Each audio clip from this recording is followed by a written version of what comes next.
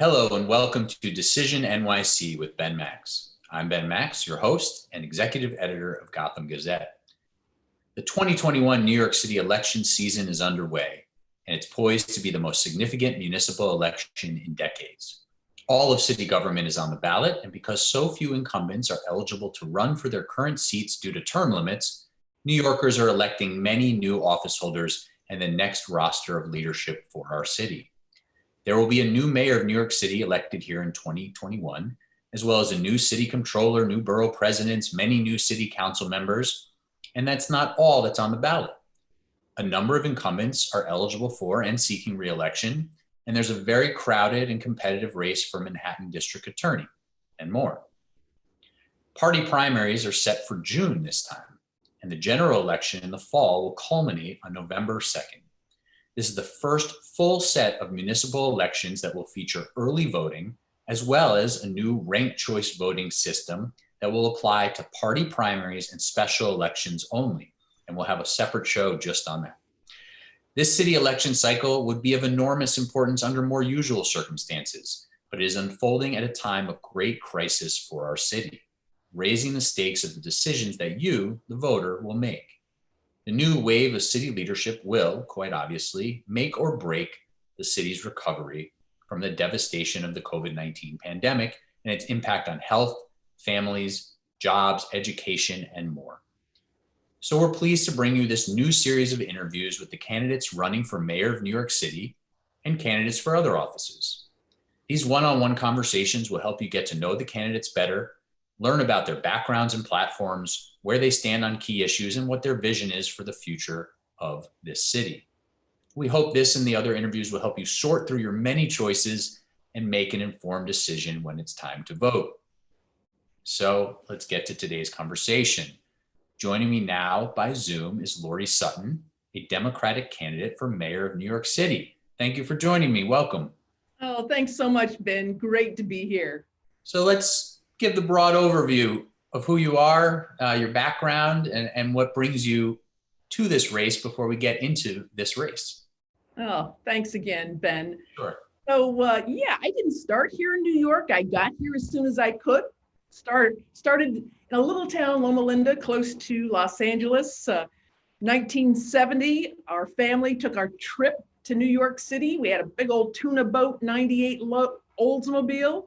Pulled into Times Square, 3 squeegee guys on top of us, and fortunately made it out to watch the out-of-towners, and that was my first introduction to New York.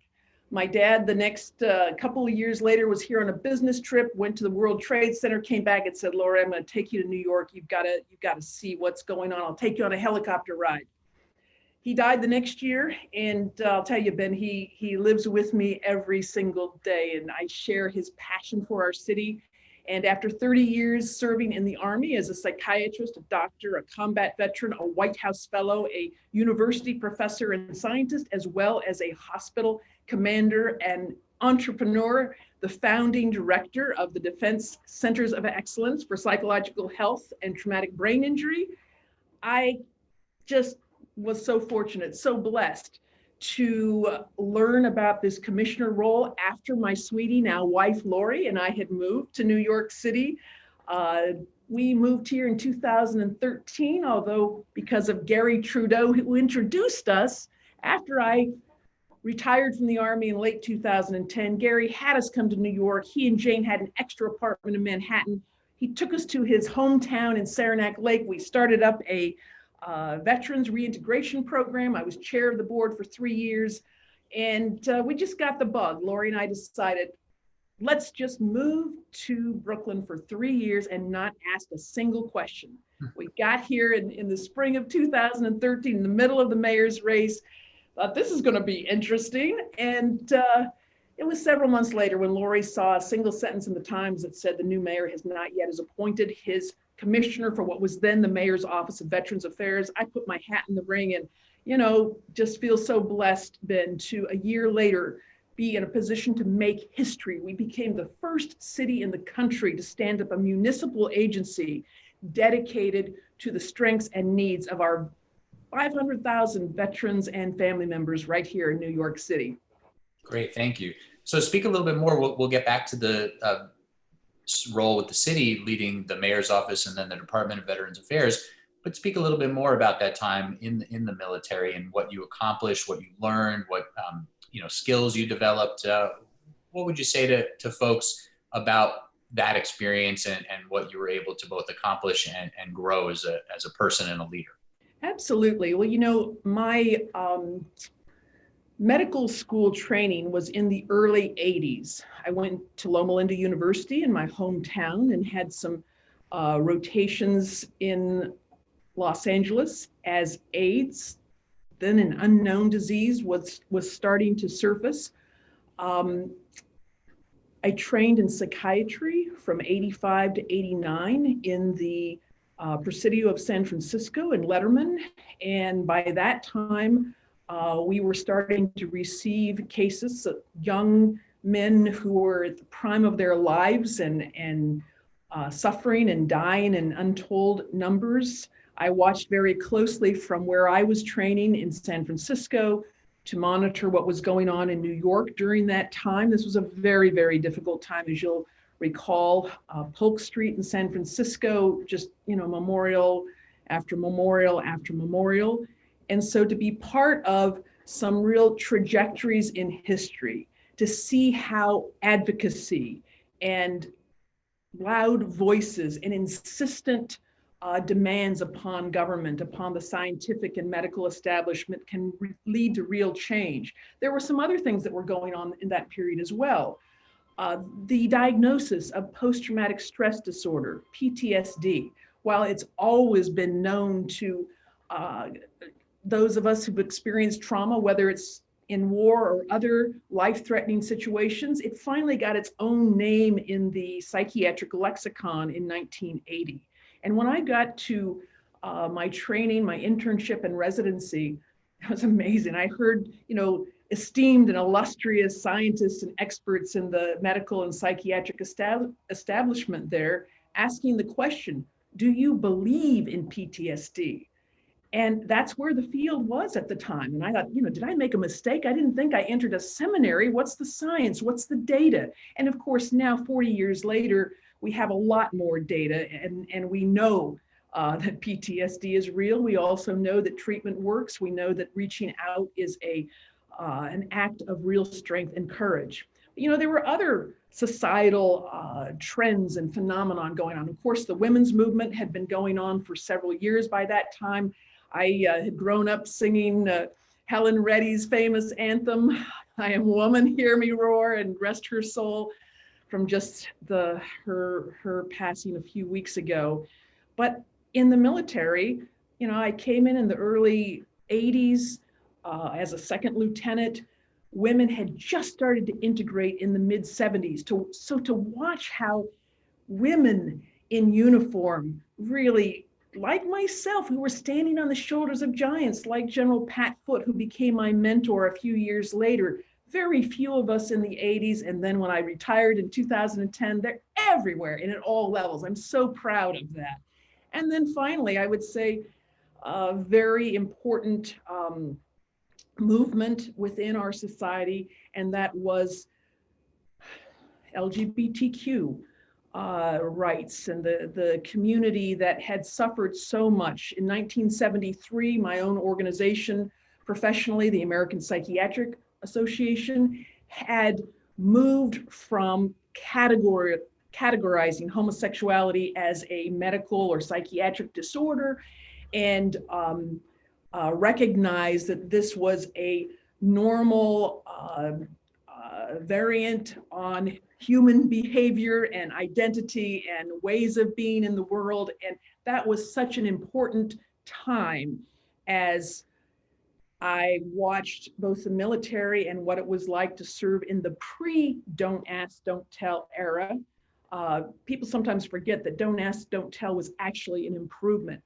Prior to that, it was uglier than you can possibly imagine. And just a few years earlier in the century, to understanding homosexuality as a psychiatric disorder, that was a move forward from when it was deemed as evidence of a crime, criminal behavior. So, you look at the societal trend lines and the movements that I was really blessed to be on the forefront in many ways.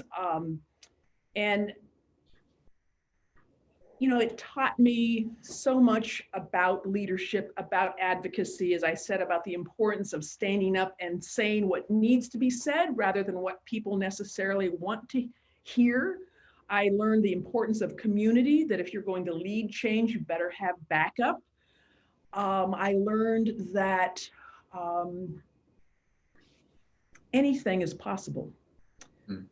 As a leader, I coming out of those 4 years of training where I had heard some of the most unbelievable stories of suffering and shame and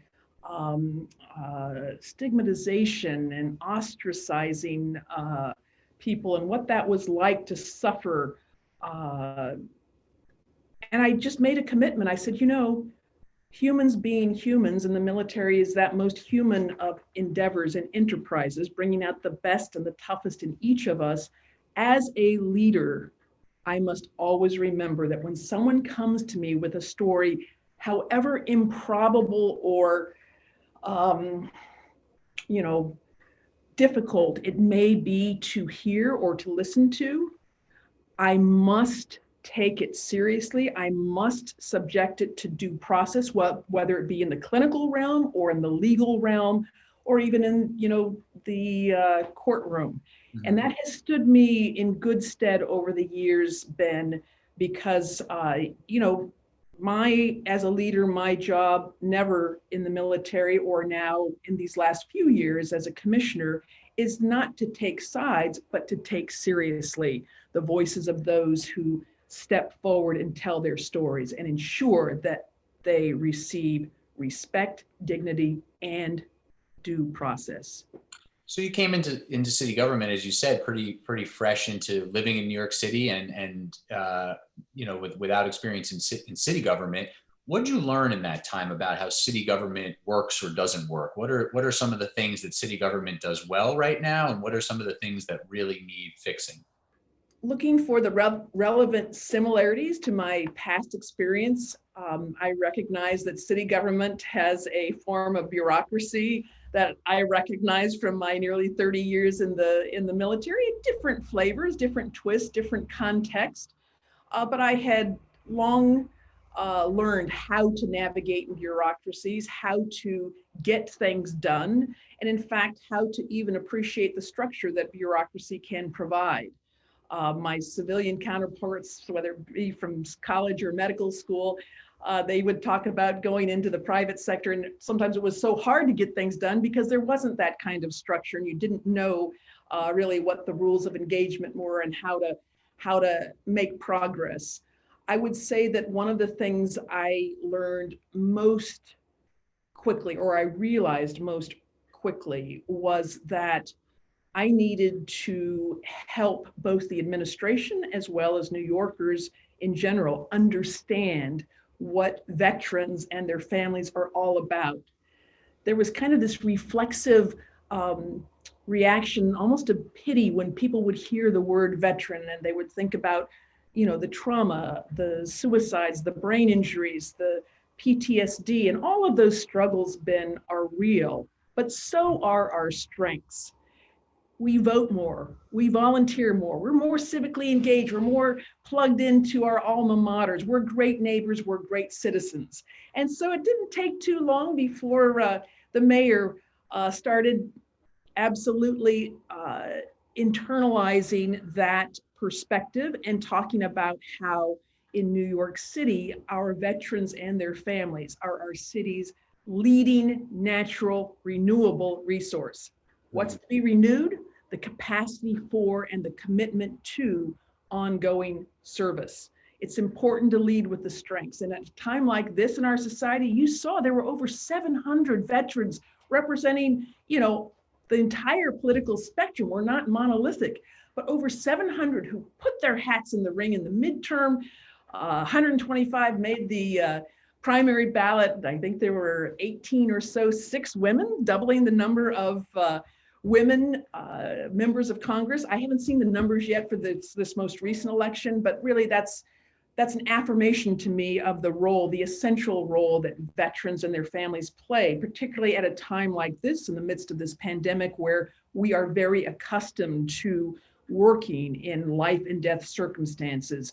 In my case, as a physician, working on complex public health initiatives, exerting leadership, helping to build and maintain trust through crisis communications. All of those pieces are so fundamentally part of what it is to lead in the military, and they're very applicable here in the city. You asked what wasn't going so well. Okay. You address that at all? Go ahead. Sure. Yeah, sure. Okay. So I think that it actually goes with that last piece about the leading sustainable programs. In the military, operations has a sacred sort of context. We know that it's not enough to come up with a concept.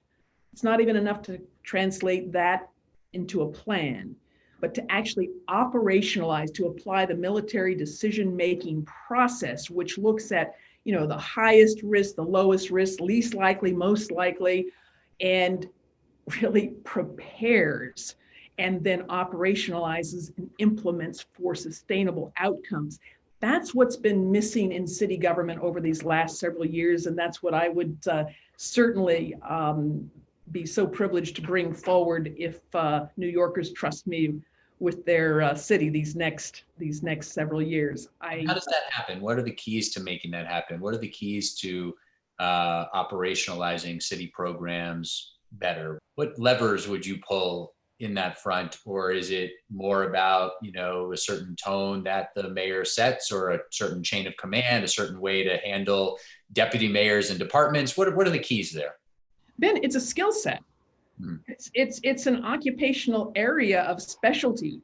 We have, operations within the military. It is a calling, a career calling in and of itself. It is complex, but it is so important. And it's interesting, President Eisenhower, he once said, the plan, it's nothing. Planning, everything. And I think there's a lot of truth there, because the plan may or may not fit what reality actually serves up. But the important piece there is the relationships that you develop during the planning process. So, you don't wait until crisis, until the pandemic hits, to start drinking coffee with folks and learning who your colleagues are up and down and left and right across the city government, as well as across the city in all layers of government. And you have contingency plans, and you understand how to execute a phased campaign. I mean, one example I'll just give to you, and I'm so glad that the mayor and his CTO and team are really working like fury to finish out patching over and closing the digital divide within this next year and a half. He started talking about it in 2014. Meanwhile, here we are in the middle of a pandemic, and we've got shelters with no access to broadband. We've got 40% of our fellow New Yorkers don't have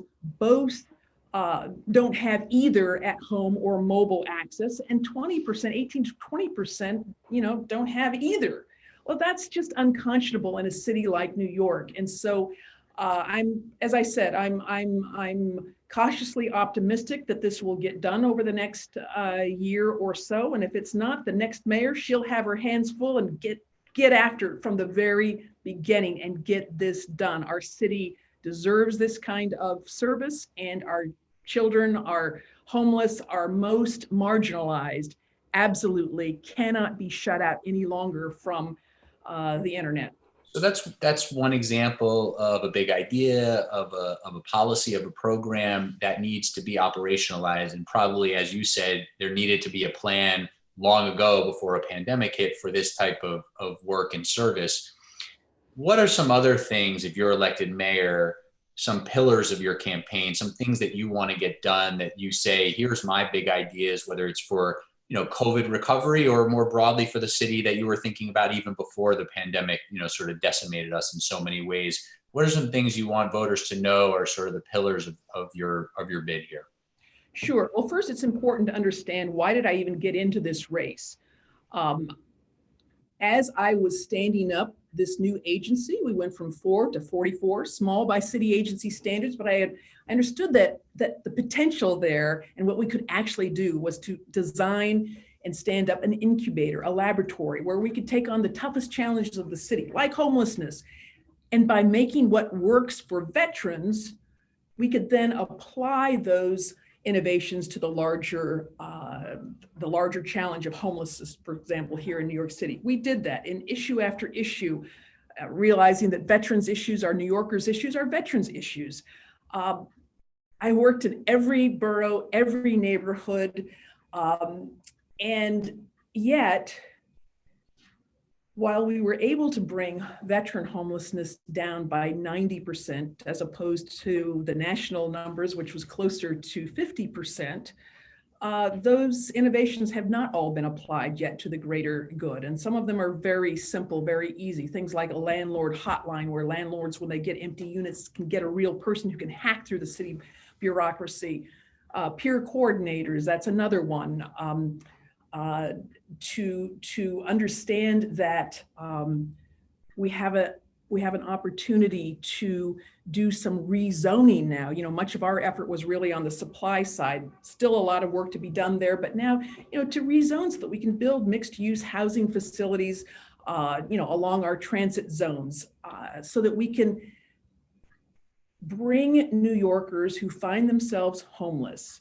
And by the way, there are at least 3 broad categories there demanding different actions. And that was another thing. Once we digitized the vet tracker, we were able to case manage and distinguish that there's one group of homeless individuals that gets there because they're severely disabled. They have a mental health condition. They have an issue which, under conditions of supportive housing, they do great. And that's another initiative that was, announced with great fanfare 4 or 5 years ago. We need to double down on the supportive housing.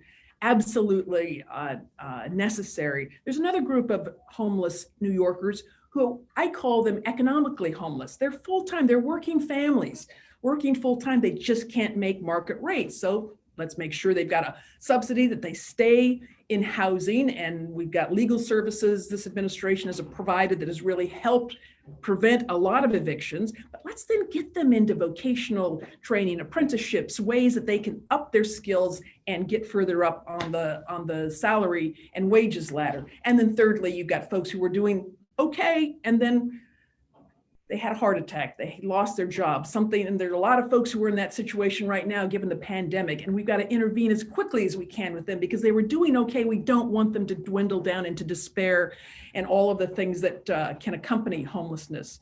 I will tell you that this will be a very important piece of or pillar of my platform, as you said, and marry that up with serious mental illness. I'm a psychiatrist, Ben. This has been my life work. And, I've written extensively over the last year over, conspiring with my battle buddy, DJ Jaffe, rest his soul. But I feel a particular passion in bringing to life the vision that DJ and I and so many others share for ensuring that Kendra's law works, that we've got the clubhouse model stood up all across the city, that we have diversion programs, that we have ways of marrying up the services that are required with the homeless individuals that can give them a path forward. Another pillar, I won't go into detail. You can look up the website. I've written extensively about education as well. None of the issues that have botched the school reopening this fall were unforeseeable in April. So that's another example of where operational planning preparedness really is so critical. But I applaud the fact that we've got our young kids that are back in school this week, and that's a great thing, and we need to build on it. But fundamentally, in this time of pandemic, financial catastrophe, racial tension, and the opportunity to reform, to make our our city covenant for our marginalized fellow New Yorkers, safety, public safety is huge. And as individuals and as a psychiatrist, of course, this has been part of my life work. I know that none of us can be our best selves unless we not only are safe, but feel safe. Right now, we have a city that is not safe, nor does it feel safe, and we have to prioritize public safety, public health. I've got a piece on my website, both in terms of a 3R strategy for reimagining, reinvesting, and restoring hope and trust with law enforcement in communities. I also have a piece that talks about my triad for safety: safe schools, safe streets, safe jobs. I will not support defunding the police. Cops matter to communities as much as communities matter to cops, and I am prepared. In fact, I'm working very closely with focus groups and retired experts to help me be ready from day one to be able to take up this public health, public safety banner. It has to be in place. We got to bring all of our New Yorkers back. We need you. And I understand why some who have the means are not back right now. So in our last couple of minutes, I want to hit you with a few topics for sort of yes or no, shorter answer type things, just to give people a little more feel for where you're at on a few issues. Before that, even though, you alluded to some of this before, but if you had to give Mayor Bill de Blasio a letter grade for his mayoralty, what would it be? Ben, I'm not going to do that. I'll give him A+ for having the courage to invest in my leadership in 2014. Okay, how's that? Do you support continuing on with the plan to close the Rikers jail facility and build the 4 new jails that are in the pipeline? And unfortunately, we're just going to do short answers here on a few things. Short answer, Ben.